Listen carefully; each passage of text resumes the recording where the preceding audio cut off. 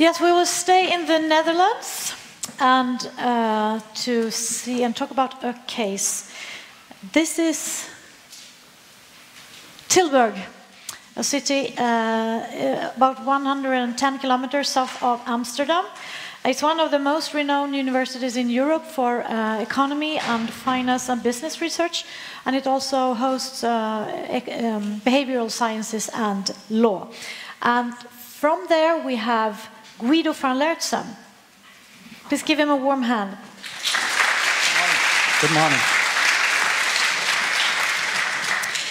So, thank you for the introduction. It's beautiful. Yeah, exactly. I'm doing marketing for you. Yes. Well, you have been through this process that that Mark was talking about, and you have for 5 years you have been into this structure.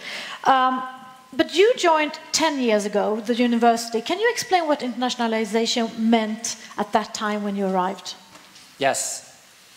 Indeed, it was about 10 years ago that I joined the university. At that time, I was appointed as international officer at the School of Economics and Management, and I was involved in the coordination of Erasmus Mundus joint master programs. The administration and the Erasmus Mundus joint programs, European, this was a bit of an exception in what we did in our internationalization, because mostly the internationalization by then was about sending students abroad for exchange. Closer to you. Yeah. Okay. Welcome. Mostly it was involved in sending students abroad, exchange, promoting our exchange activities. The second part was about providing English taught programs to get international students to our university.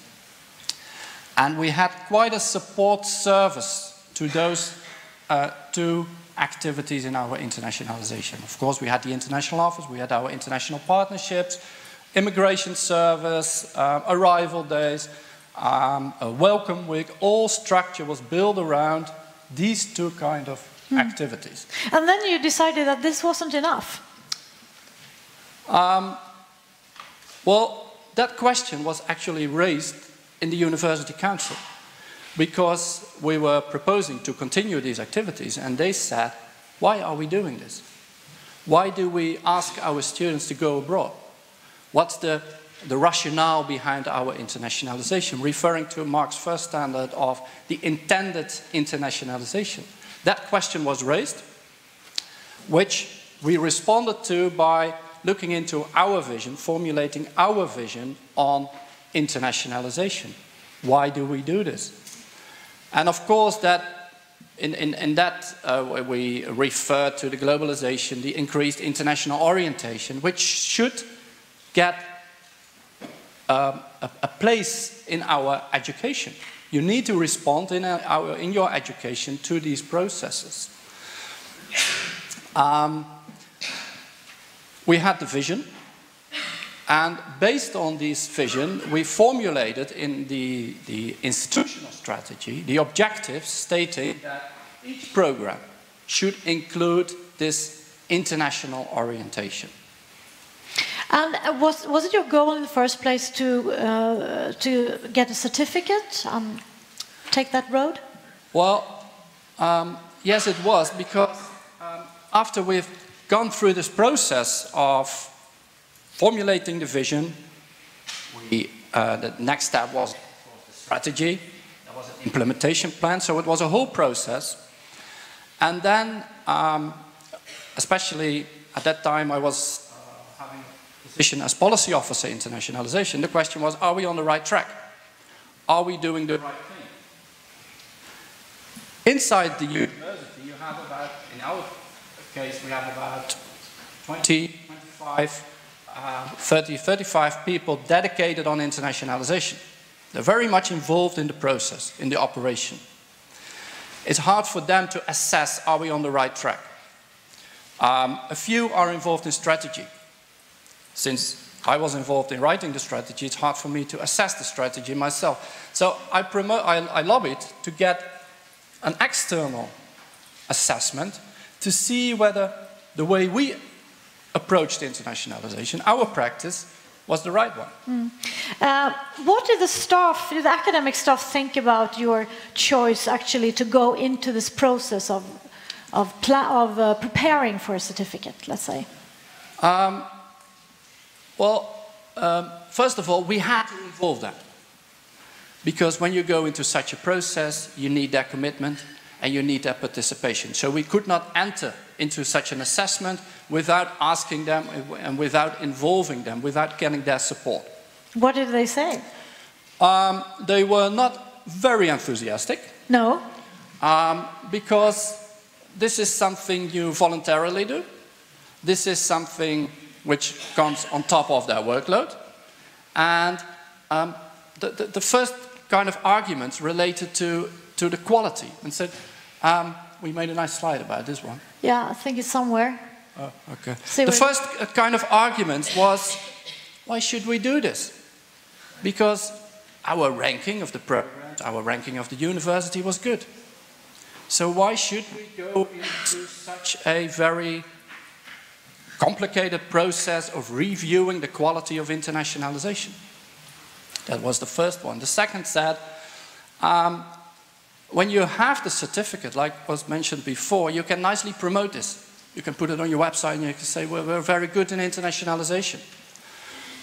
Where you don't have the certificate, up till now, no one comes to you saying, why don't you have the certificate? Our recruiters have not been asked by the students in China or wherever, do you have the certificate?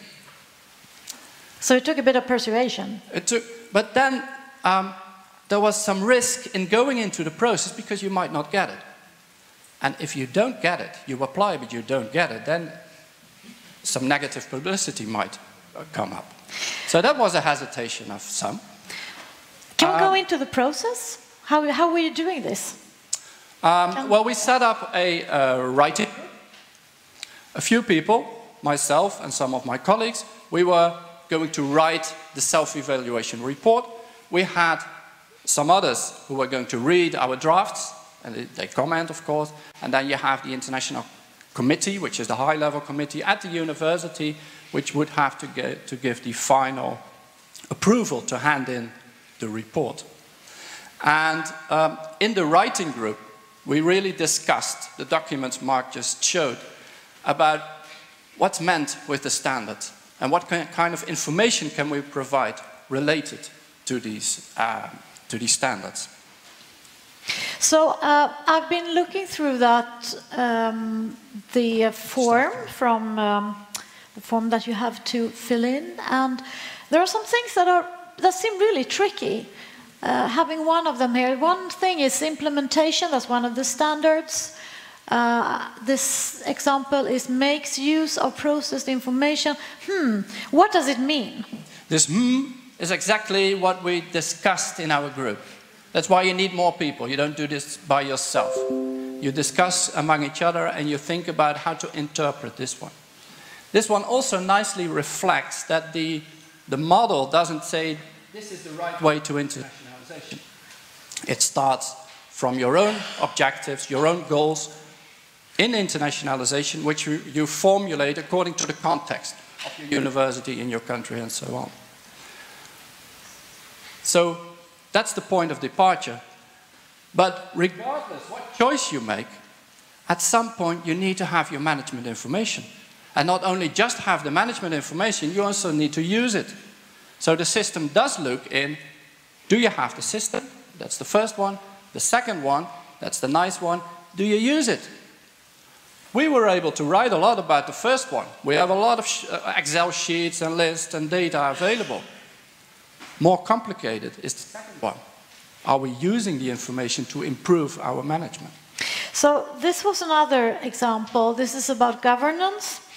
Responsiveness, I think, is the criterion. You are discussing this. And I was thinking, what does it really mean to readily react? The institution can demonstrate that it readily reacts. What does that mean? We interpreted this one also by using the guide and the guiding questions which are in the guide, which is quite clear.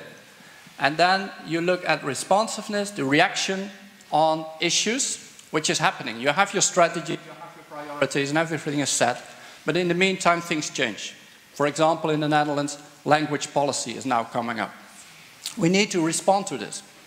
So how do you respond to the inputs, to issues coming in from inside your organization or coming in from outside the organization? Are you sitting and waiting passively, or do you, for example, participate in networks to proactively see what's going on and in what way should we respond to this? And looking inward like that, you must have discovered a lot of things about your own organization. Yes, and that's the very usefulness of this process. We discovered, which was kind of a shock for me, that people were not aware of our strategy. We talked to them because you have to go into the organization, collect all the information regarding the standards. I'm going to talk to you about internationalization. Do we have a strategy? Oh, do we have a strategy? Do I have one? Really? Could you send it to me?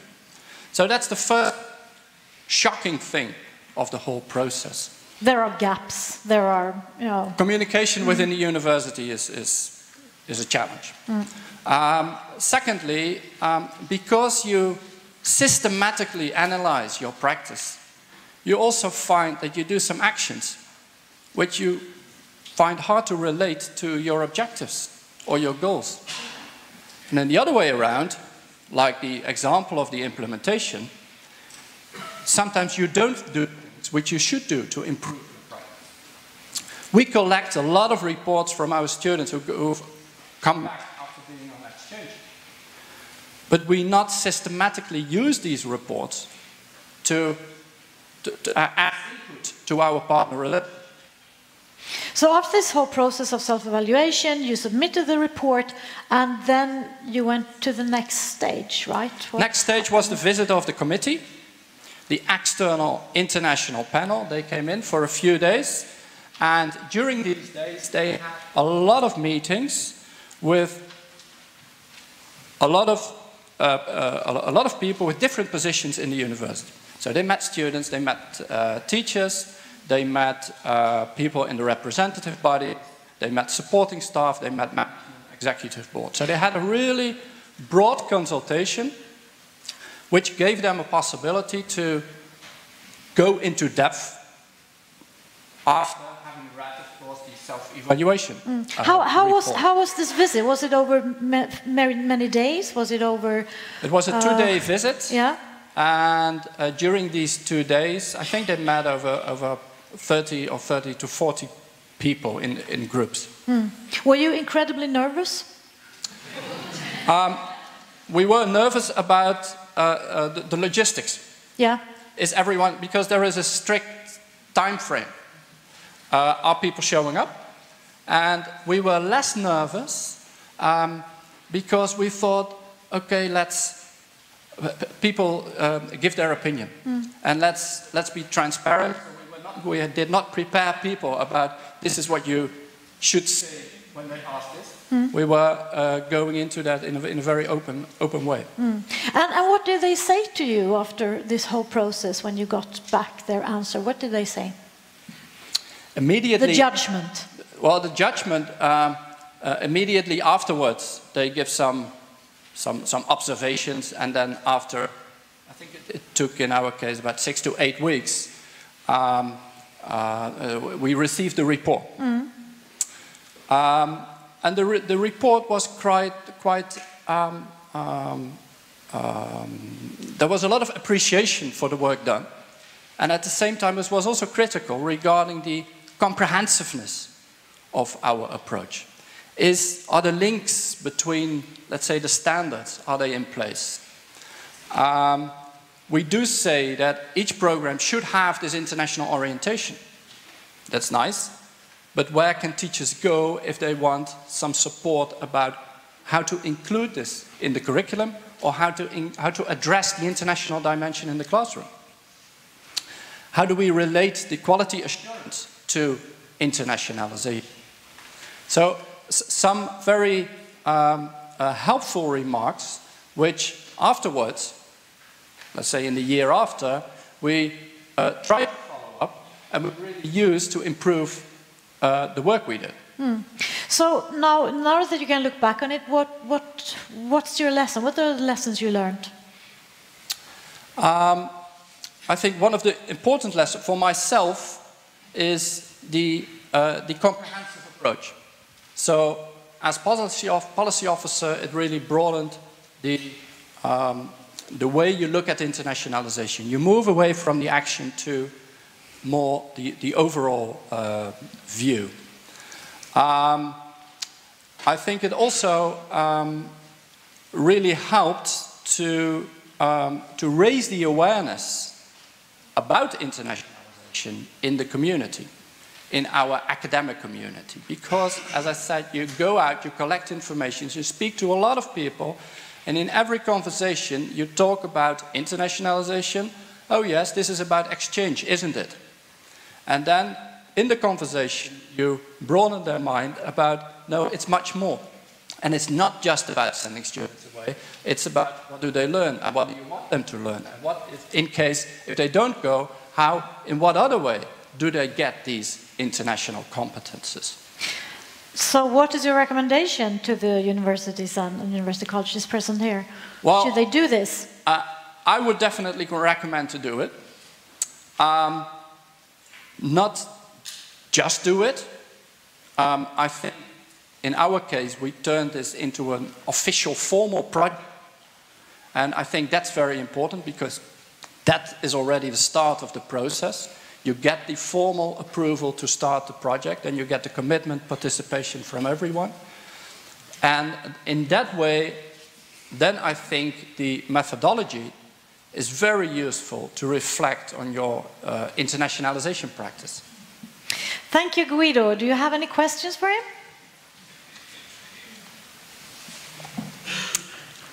Jennifer Balk. Yes, hi there. Thank you very much for sharing your experience with us. I have a question about internationalization of education programs. After having gone through this process, did you come up with a clearer set of quality indicators for how to measure? And you said, we send our students out, what do they learn? And my question is, what do they learn and can you measure it? Yeah, we did the institutional level. So the question was about, are you in control as institution in the implementation of your internationalization? And then the question, I think, is at institutional level, whether the indicators are formulated or whether the framework is there for programs to formulate indicators about internationalization. One of the critical remarks in the report was, it's nice you have these, that was related to governance, it's nice you have this institutional objective of including the international orientation in the program, but how do you govern, how do you manage whether this is actually going to happen? So that was a weak spot in the setup of internationalization. The follow-up we did, based on this report, was to look at program level, whether or not and in what way the international dimensions were part of the international intercultural learning outcomes. That's the first step we made afterwards. And after that comes the assessment, whether they acquired these competences. Okay. Thank you, Guido. I think we have your email address for everyone to contact him. And he'll stay here, I think, for at least a cup of coffee if you want to talk to him after. Thank you. No problem. Thank you.